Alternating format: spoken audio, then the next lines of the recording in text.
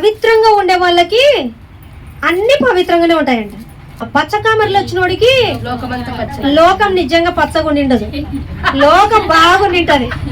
వీళ్ళకి పచ్చ కామెరలు వచ్చి లోకం అంటే ఏందబ్బా పచ్చగా అయిపోయింది. ఇట్లా మంచోళ్ళు అందరిలో మంచినే వెతుకుతారు. పవిత్ర హృదయం కలిగిన వాళ్ళు అందరినీ పవిత్రులలాగానే చూస్తారు. ఈ అవిశ్వాసులు ఉంటారంట, అపవిత్రులు ఉంటారంట. వాళ్ళ గురించి దేవుడు అంటున్నటువంటి మాట ఏమిటంటే, అపవిత్రులకును అవిశ్వాసులకును ఏది పవిత్రం కాదు. వారి మనస్సును, వారి మనస్సాక్షియు అపవిత్రపరచబడి ఉంది. పచ్చ కామర్లు వచ్చేసినాయి వాళ్ళకి హృదయానికి. చెడ్డ మనస్సాక్షి ఉంది. చెడ్డ మనస్సాక్షి ఉండే వాళ్ళకే అందరూ చెడ్డ కనపడతారు. సామెతలు ఊరికనే రావు కదా, ఏదో ఒక రీజన్ బట్టి వస్తాయి. చెడ్డ హృదయం కలిగిన వాళ్ళకి అందరు చెడ్డగా ఉంటారంట. ఇప్పుడు మనం ప్రతిరోజు అందరూ మనకు మంచిగా కనపరావాలి, చెడ్డ వాళ్ళు కూడా. అప్పుడు మనం మంచోళ్ళమని కదమ్మా. చెడ్డ వాళ్ళని కూడా మనం ఏ కోణంలో చూడాలి? మంచోళ్ళుగానే చూడాలి. క్షమించాలి, సహించాలి, ప్రేమించాలి. అప్పుడు వాళ్ళు ఎందుకు మనల్ని అసహించుకుంటారు? ఏం అసహించుకోరు. నీ ముందర నిన్ను బాధ పెట్టినా అట్లా పోయిన తర్వాత ఏమనుకుంటారు? నేను ఎన్నన్నా ఏం చేసినా మమ్మల్ని మాత్రం మేము ప్రేమిస్తానే ఉంటుందని మనసులోనే అనుకుంటారు.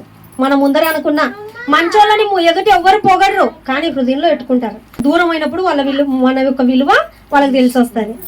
అప్పటి వరకు పొగడకపోయినా కూడా ఈ మనుషులకు ఉన్న దుర్లక్షణమే అది. మంచి వాళ్ళను ముందర పొగడరు, బాధ పెడతారు.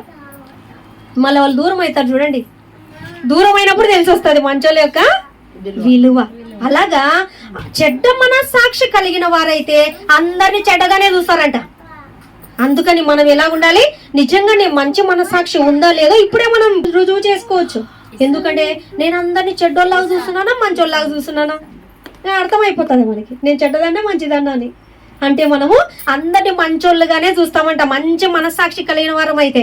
అన్ని జనులు ఎలాగైతే కఠినంగా ఉంటారో, చెడ్డ మనస్సాక్షి కలిగి ఉంటారో అలాగా మీరు నడుచుకోవద్దు.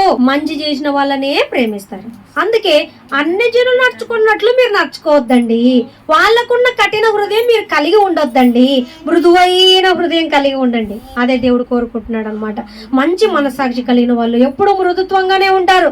ఎలా పవిత్రపరచుకోవచ్చు అంటే, ధర్మశాస్త్రం దేనికి సంపూర్ణ సిద్ధి కలగజేయలేదు.